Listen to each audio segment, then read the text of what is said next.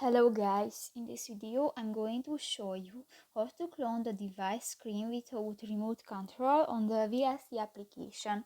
But first of all, I just want to mention, please don't forget to subscribe to our channel, because at 100,000 subscribers we are going to show you our YouTube revenue statistics and growth strategy how to make money online. So let's jump into it. First of all, open the application on your device. Tap to the More button under the playlist option at the left side on the screen and tap to the Settings button. Scroll down and in the Access Settings section you can find the video option.